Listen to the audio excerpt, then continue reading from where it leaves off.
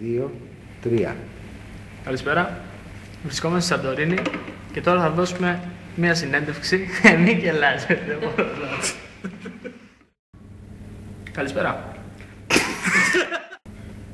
Καλησπέρα σας. Βρισκόμαστε στη Σαντορίνη. Κοίτα τον. Ξεκινά. Καλησπέρα σας. Βρισκόμαστε στη Σαντορίνη για μία συνέντευξη. Μίτσο, εσύ το κάνεις, ρε. Τι να μην σε βλέπω. Από την αρχή. Κλείστε.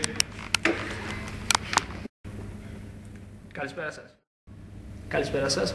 Βρισκόμαστε στη Σαντορίνη, απογευματάκι, και αυτή τη στιγμή θα πάρουμε μια μικρή συνέντευξη από τον κύριο Ανιψιό του Λευτέρη Μυτιληναίου. Καλησπέρα σας, Μυτιληναίος Ευάγγελος. Καλησπέρα σας, Μυτιληναίος Ευάγγελος. Με τον γνωστό τραγουδιστή, κύριε Βαγγέλη, έχετε καλές σχέσεις, πώς είστε?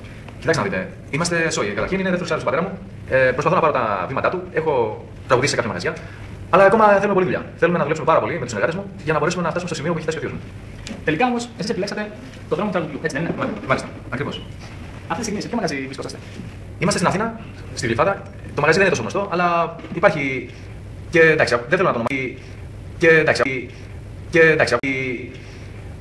Και εντάξει, δεν θέλω να το ονομάσω για λόγους προληπτικούς. Απλά είμαστε μια καλή ομάδα. Προσπαθούμε να πάρουμε κάποιους μπόνους, μπορώ να πω, για το συγκεκριμένο στοιχείο. Αλλά είμαστε σε καλό δρόμο, αυτό είναι το καλό. Θα μπορούσατε, κύριε Βαγγέλη, να μας τραγουδήσετε ένα κομματάκι, να πάρουμε μια μικρή δόση από εσάς?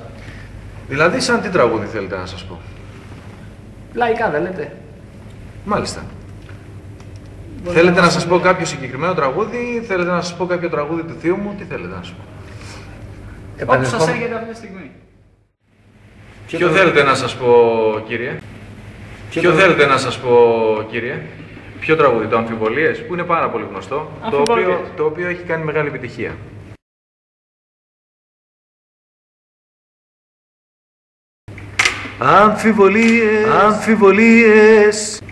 Αμφιβολίες, το μυαλό μου βασανίζουνε πολλές.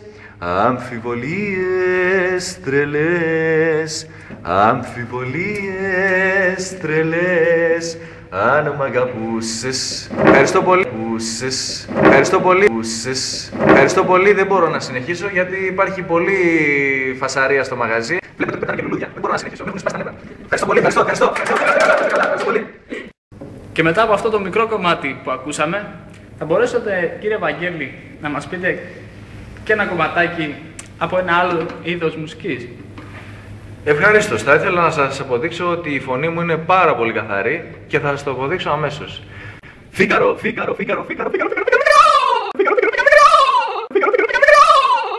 Αμφιβολίες.